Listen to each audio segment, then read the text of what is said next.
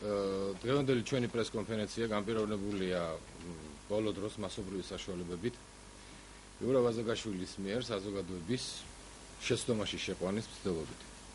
ამიტომ ჩვენ ჩავთვალეთ საჭიროდ დღეს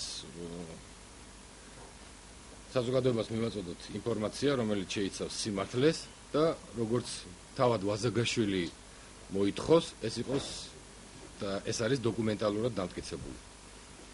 ვაზაგაშვილი 8 წელია საზოგადოებას ცილისწამებული განცხადებებით წამლავს, რომელიც მიმართულია ჩვენი და ჩვენი მეგობრების დისკრედიტაციისკენ და ამ ადამიანმა ფსიქოტროპული საშუალებების გასაღებით, რომელსაც ის წლებია ახორციელებს და წამლავს ჩვენი საზოგადოების დიდ ნაწილს, კერძოდ ახალგაზრდობას, თავისი აფთიაქიდან, ჯაზუდან გაყიდვის საშუალებით მეთოდებით, მოირგო ჯერ ბიზნესმენის მანტია, შემდგომ უფლებადამცველის და ახლა უკვე ბოლოს პოლიტიკოსის.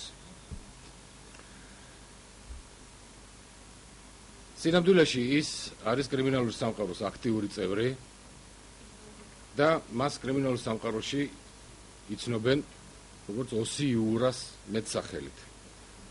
მას თავის დროზე ჰყავდა ჩამოყალიბებული, კარგად ორგანიზებული ყაჩაღური დაჯგუფება, რომლითაც ისინი ჩადიოდნენ სხვადასხვა დანაშაულებებს. დღეს ჩვენ ერთ-ერთ მათგანზე გავამახვილებთ ყურადღებას და პრესკონფერენციის დამთავრების შემდეგ მე გადმოგცემთ თქვენ როგორც დოკუმენტალურ, ასევე ვიდეო მასალას. ვაზაგაშვილის თავხედობა ყოველგვარ ზღვარს ცდება და მისი როგორც დანაშაულებრივი სამყაროს წარმომადგენლის ბოლო 30 წელია ჩვენთვის ცნობილია დამოკიდებულება სამართალდამცავი სტრუქტურების მიმართ, მაგრამ ეს ფართო საზოგადოებისთვის არასოდეს არ ყოფილა ესე გასაჯაროებული. ამიტომ ჩვენ გავასაჯაროებთ დღეს მის მოქმედებებს. კერძოდ, მან 70-იან 80-იან წლებში ჩამოაყალიბა საქართველოში კარგად მოქმედი ორგანიზებული ყაჩაღური დაჯგუფება, რომლის ლიდერიც გახდათ თვითონ და ეს დაჯგუფება რესპუბლიკის მასშტაბით ჩადიოდა ყველაზე უმძიმეს და უსასტიკეს დანაშაულებებს. კერძოდ 1979 წლის 5 სექტემბერს მან და მისმა ყაჩაღურმა დაჯგუფებამ ჩაიდინა დანაშაული. ყაზბეგის რაიონის სოფელ ხურთისში ისინი თავს დაესხნენ ქემაშვილების ოჯახს, რომელშიც ცხოვრობდნენ 80 წელს მიტანებული ცოლ-ქმარი და განსაკუთრებული სისასტიკით ეს ადამიანები დააბეს და შემდეგ უთოთი აწამეს და ითხოვდნენ მათგან ძვირფასეულობას და ფულად თანხას, რაც რა თქმა უნდა განხორციელებული სისასტიკის შედეგად მიიღეს. ვაზაგაშვილმა არ გაითვალისწინა და არც მისი ბანდისტებმა არ გაითვალისწინეს ამ მოხუცების უმწვევ მდგომარეობა და ასე დაბმულები დატოვეს და მიიმალნენ. მათ აუკრეს პირი და აი ესეთ მდგომარეობაში დატოვეს. ჩვენ აი ამ მასალებიდან გამომდინარე ჩვენთვის დღემდე ბატონი ვაზაგაშვილი არის ძებნილი და იგი იძებნებოდა ყაჩაღური დანაშაულის ჩადენისათვის და ყაჩაღური ჯგუფის ჩამოყალიბებისათვის. მე ახლა სიტყვას დაუთმობ ირაკლის, რომელიც კიდევ მოგიყვებათ იმ საქმიანობის შესახებ, რაც ჩადენილი არის ვაზაგაშვილის მიერ.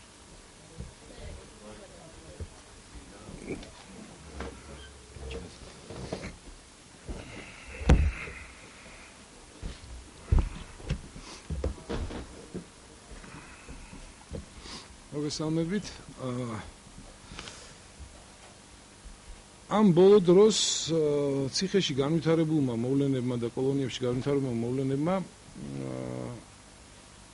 და იქიდან გამოსულმა ინფორმაციებმა გვიბიძგა ჩვენ თვითონ ჩაგვეტარებინა გამოძიება თუ რით იყო ეს განპირობებული და ერთ-ერთი მიზეზი ამ კრიმინალების გააქტიურების ზუსტად გახლავთ იური ვაზაგაშვილი, რომელსაც იმ თავის კრიმინალურ წარსულიდან გამომდინარე, რომელიც საკმაოდ მძიმედ გამოიყურება, თავის დროზე მას სურდა კანონიერი ქურდობა, ამიტომ მან შექმნა რამდენიმე ყაჩაღური დაჯგუფება, რომელთან ერთად რამდენიმე საქმე არის გახმაურებული საქართველოში ჩადენილი და აი ამ ძველი კონტაქტების მეშვეობით და პლუს თავისი შვილის ძმაკაცის ჯეკო მამოიანის, ასევე რომელიც კანონიერი ქურდი არის, მისი მეშვეობით ეს ადამიანი უკვე წლების განმავლობაში ეწევა ციხეებიდან დეზინფორმაციის გავრცელებას ფართო საზოგადოებისთვის. ამისთვის იგი იყენებს ინფორმატორებს, კრიმინალური დაჯგუფების წევრებს, რომლებიც ამჟამად საჯელს იხდიან დაწესებულებებში სასჯელახსულების. ზუსტად აი ამ კრიმინალური სამყაროს მოთხოვნა იყო, როდესაც მან შექმნა საზოგადოებისა რაღაც არასამთავრობო ორგანიზაცია დაიცავის სიცოცხლე, თქვენ როგორ წარმოგიდგენიათ სიცოცხლე როგორ უნდა დაიცვას იმ ადამიანმა, ვინც ცხელი უთოთი აწამებდა 75 წლის მოხუცებს, ეს უბრალოდ იყო შირმა, რაღაცა დაფარული სამართლებრივით რაღაც ნიღაბი მოირგო, ამისათვის მან აქტიურად გამოიყენა გვირგვლიანის და რობაქიძის ასევე გახმაურებული საქმეები და თქვენ თვითონაც კარგად იცით, რომ რობაქიძის და გვირგვლიანის საქმე კარდინალურად განსხვავდება იმ სპეცოპერაციის დაღუპული კრიმინალების საქმეებისგან, ამიტომ მან ხელოვნურად მოახდინა გაერთიანება ამ საქმეების და შესაბამისად უკვე ნებისმიერ ხერხს მიმართავდა, რათა შეეტია სამართალდამცავი ორგანოებისთვის, ეს ბჭყალებში შეეტია. თუ თქვენ კარგად ჩახედავთ აი ამ ისტორიას, მისი მოღვაწეობის, როდესაც კი სახელმწიფო აქტიურდება კანონშემოქმედებითი ფორმით, როგორც კი ეხებიან ფსიქოტროპულ საშუალებებს, იმ წუთში ეს კაცი იწყებს თავდასხმას ამა თუ იმ სამართალდამცავ უწყებებზე. აი ხა ბოლოსაც, როდესაც უკვე შინაგან საქმეთა სამინისტრომ ახალი კანონი შემოიღო ფსიქოტროპულ საშუალებებთან და გამკაცდა კონტროლი, ის უცებ გამოჩნდა არენაზე და თავისი შვილის გამოძიებით დაიწყო სპეკულაციები, ისევე ჩვენ არა ვარ წინააღმდეგი, რა თქმა უნდა, პირიქით ჩვენ ვითანამშრომლებთ, ხელს შეუწყობთ გამოძიებას, აუცილებლად უნდა იყოს გამოძიება დასრულებული 2 მაისის ამბავზე, მაგრამ ეს არ არის მთავარი მიზეზი, რითაც განპირობებულია მისი გამოსვლები. აუცილებლად მინდა მივმართო ამ სტუდიიდან პაპუაშვილების და გაბუნიას ოჯახს.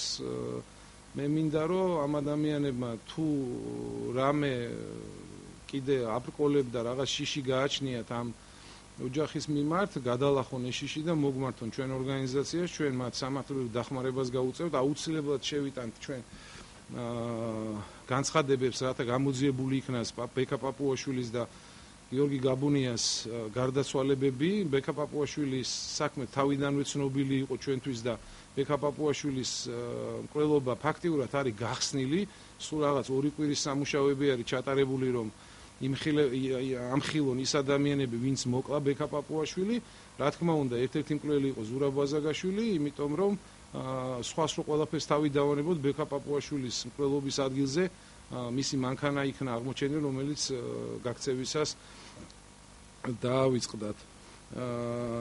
აუცილებლად მინდა ასევე შევეხო აი ამ ბოლო დროს განვითარებულ მოვლენებს, ეს არის გეგუთის კოლონია, როგორც ეტყობა და გაირკვა ზუსტად იური ვაზაგაშვილის მითითებით, არის შიგნით დაწყებული ეს პროცესები, რომელიც უნდოდა კრიმინალურ სამყაროს რო გადასულიყო რაღაც უმართავ პროცესებში, იმიტომ რომ როგორც მის მიერ ვიღაც წამოწეული კრიმინალი, რომელიც წლების განმავლობაში პოლიციის ინფორმატორი იყო, როგორც აღმოჩნდა, მან დაიწყო ეს არეულობა და მან მოახდინა პროვოცირება შიგნი პატიმრების.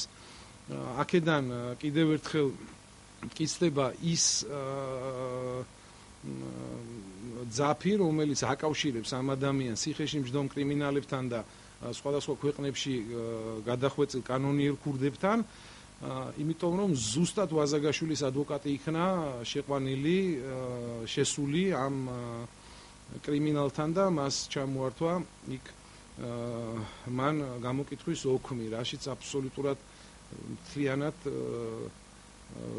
ამ ოქში მთლიანად ყალბი ფაქტები არის მოყვანილი, რასაც ადგილი რა თქმა უნდა არ ქონია არასდროს. ასევე თქვენ მინდა ჟურნალისტებს ბოლოსთვის მოგიწოდოთ ალბათ მოგეცემათ საშუალება ამ ადამიანთან გასაუბრების, ჩვენ ახლა გადმოგცემთ ამ მასალებს, სადაც ვიდეო მტკიცებულებებიც არის და დოკუმენტალური მტკიცებულებებიც მისი კრიმინალური წარსულის. ასევე ჩვენ ნელ-ნელა გამოვაქვეყნებთ იმ მტკიცებულებებს, თუ როგორ ახდენს იური ვაზაგაშვილი ფსიქოტროპული საშუალებების კონტრაბანდა საქართველოში. მე კიდევ ერთხელ მინდა გავიმეორო, ეს ადამიანი არის ყველაზე დიდი კონტრაბანდისტი ფსიქოტროპული საშუალებების. ზუსტად მოგცემთ სქემას, მარშრუტს, ვის გადმოაქვს, როგორ გადმოაქვს ამიდან ახალგორის რაიონიდან ეს წამლები და იგი ახდენს ამ წამლების შემდგომ ფარულ რეალიზაციას მის კუთვნილ სააფთიაქო ქსელში. თქვენ მინდა ჟურნალისტებს მოგმართოთ, რო არ დამავიწყდეს, თქვენ შეგეძლებათ ამ კაცთან რამე იცოდეთ, ყოველთვის უყოლას გეუნებით იმ თვალებში, როდესაც ჩახედავთ, ის თვალებია ზუსტად, რომელიც იმ 75 წლის ბებერ მოხუც ცოლ-ქმარს უყურებდა, როდესაც უთოთი აწამებდა მათ. აი იმ თვალებში ჩახედეთ და მაშინაც ის თვალები ქონა ამ ადამიანს. დიდი მადლობა ყურადღებისთვის. თუ კითხვები გაქვთ ვინმეს? ხო, აუცილებლად კიდე მინდა ხაზი გაუსვა ამ მემორიალს და ქალბატონ წულკიანს. საერთოდ მინდა რომ ეს ქალბატონ წულკიანს მივმართო მემორიალთან დაკავშირებით, როგორც ამ პიროვნებამ განაცხადა, ეს მემორიალი თურმე ყოფილა ვაზაგაშვილის, ხუბულოვის 2008 წელს დაღუპული ჩვენი თანამებრძოლების. ესე არ არის. ვერასდროს საქართველოში ვერცერთი კრიმინალი ვერ გაიგივდება იმ ვაჟკაც მეომრებთან, რომელიც 2008 წელს გარდაიცვალნენ რუსეთ-საქართველოს ომში. ვერცერთი კრიმინალი ვერ გაიგივდება თუნდაც იმ გახმაურებულ საქმეებთან, რასაც რობაქიძე და ვაზაგაშვილი ქვია. კარგად მინდა ნახოთ ეს მემორიალი. იქ არაფერი არ წერია, არც ერთი გვარი არ წერია გარდა ხუბულოვის და ვაზაგაშვილის. ამიტომ თეა წულუკიანის გადასაწყვეტი არის ახლა ერთ მხარეს არის კრიმინალი, მეორე მხარეს არის სამართალდამცავები. ამ კაცის მნიშვნელობა არ აქვს. მინისტრი იქნება მერაბიშვილი, მინისტრი იქნება ჭიკაიძე. უკვე ისე ტერმინოლოგიით ლაპარაკობს, ჟარგონებით, რასაც პალაჟენის მოყვანა ქვია, იქ რაღაც დედას ხო არ შევაგინებ უკვე მინის. ეს ყოველად მიუღებელი არის ჯანმრთელი და საღი საზოგადოებისთვის. ამიტომ ვურჩევ თეა წულუკიანს გადახედოს თავის გადაწყვეტილებას მემორიალთან დაკავშირებით. ჩვენ ალბათ იმას დავიწყებთ პეტიციის შეგროვებას, რომ ეს მემორიალი იქნას აღებული, იმიტომ რომ სირცხვილია იმ ქვეყანაში, სადაც გმირებს პატივს მიაგებენ, იყოს კრიმინალების ძეგლი შუაგულ თბილისში. კითხვები თუ გაქვთ რამე?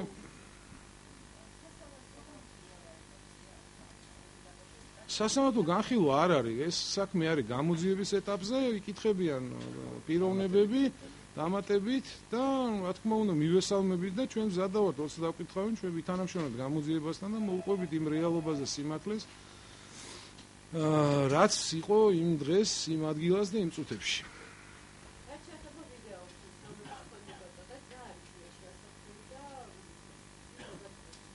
ამ ვიდეო ფილმზე ასახული არის იმ გამომძიებლის ინტერვიუ, რომელიც თავის დროზე მის მიერ ჩადენილ აი ამ სისასტიკით გამორჩეულ ყაჩაღობას იძიებდა. ეს პიროვნება ცოცხალი არის, ცხოვრობს ყაზბეგის რაიონში. თუ ვინმეს ინტერესი ექნება, შეგიძლიათ გაესაუბროთ ამ პიროვნებას. მან დეტალურად აღვიღწერა გამოძიების დეტალები, როგორ ხდებოდა ამ ადამიანების დაკავება, ბინიშხრეკები, მხილება, როგორ ხდებოდა ამ ფულის ამოღება, და ასე შემდეგ და მან პირდაპირ მიუთითა როგორ მოხდა ადგილის დატოვება და ორჯონიკიძეთი და სოჭით და სოხუმით შემოვიდნენ, აქედან აღარ წამოვიდნენ, პირდაპირ უკნიდან წავიდნენ. ამ მასალებით იკვეთება, რომ ეს ადამიანი ყველა დაკავებული იქნა იურო ვაზაგაშვილის გარდა უზენაეს სასამართლოს განაჩენი არის, სადაც შავით თეთრზე წერია, რომ ეს ადამიანი დადასტურებულად პირადად იღებდა მონაწილეობას მოხუცებულების წამებაში და გაუთოვებაში. პირდაპირ წერია ეს განაჩენში, შეგიძლიათ იმ განაჩენში წაიკითხოთ, რომელსაც გადმოგცემთ. მე დავამატებ ეს, რომ გამომძებელი დეტალურად აღწერს თუ ვინ რამდენი თანხა წაიღო, ანუ როგორ გაიყოს ეს თანხა, ვის რამდენი შეხვდა და ყაზბეგის რაიონული სასამართლო თავის განაჩენში 12-ჯერ იხსენიებს ვაზაგაშვილს, ხოლო უმაღლეს სასამართლო 15-ჯერ იხსენიებს. მაშინ უმაღლეს სასამართლო იყო უზენაეს მაგრამ. მიმალვაში ყოფილა და ზუსტად მან ისარგებლა. ეს შეგიძლიათ თვითონ მას კითხოთ უკვე. პროგრესთან დაკავშირებით მან ისარგებლა იმ შემდგომ განვითარებული პოლიტიკური პროცესებით საქართველოში და ჩვენთვის დღემდე ამოუცნობ მათ რჩება თუ როგორ მოახერხა ამ ადამიანმა ძებნილის სტატუსის მოხსნა და საერთოდ საქართველოში როგორ ჩამოვიდა, იმიტომ რომ ის იძებნებოდა, ან საერთოდ მოიხსნა რომ ძებნილის სტატუსი. ანუ ისარგებლა იმ პოლიტიკური არეულობით, რაც მას შემდეგ განვითარდა საქართველოში. 79-ში 91-ში დაკავებული გასამართლებული იქნა, 80 წელს დაკავებული იქნა ეს ჯგუფი. აბსოლუტურად ყველა თანამონაწილე იქნა მიცემული პასუხისგებაში და ყველა მოიხადა საშინლად. ვაზაგაშვილის გარდა. გვარები და სახელები და მისამართები ჩამოთვლილი არის თვითონ განაჩენში და შეგიძლიათ ნახოთ.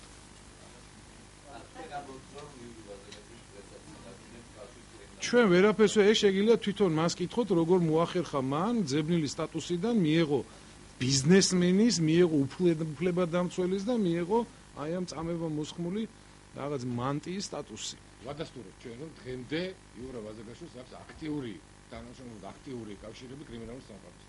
ის არის ერთ-ერთი კრიმინალურ სამყაროს ერთ-ერთი ლიდერი. ჩვენ აუცილებლად განცხადება შევიტანთ შინაგან საქმეთა სამინისტრომ გამოიძიოს, დაიწყოს გამოძიება ფაქტზე იურა ვაზაგაშვილის და კრიმინალური სამყაროს ლიდერების კავშირზე.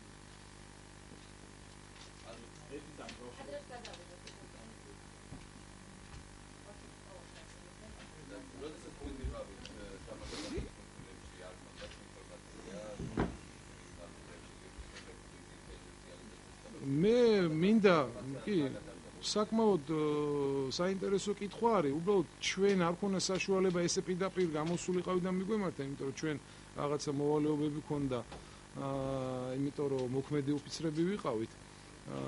მე გარკვეული ეჭვი მაქვს, რომ მას იმ ბიზნეს საქმიანობაში რაც ქონდა წინა ხელისუფლების დროსაც ყავდა სერიოზული მფარველი და მე მგონი ეხლაც აგდა და ეს არის ძალიან დიდი თანხა. ამ თანხების მეშვეობით ის აკეთებდა ძალიან ბევრ საქმეს.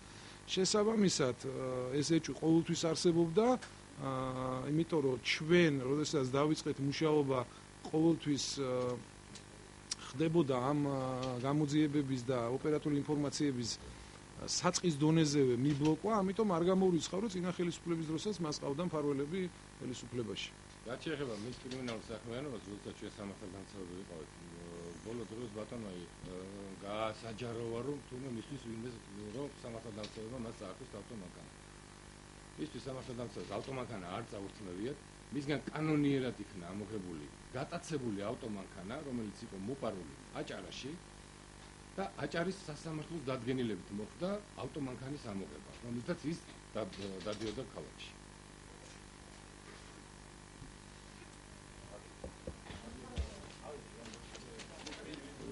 Tá,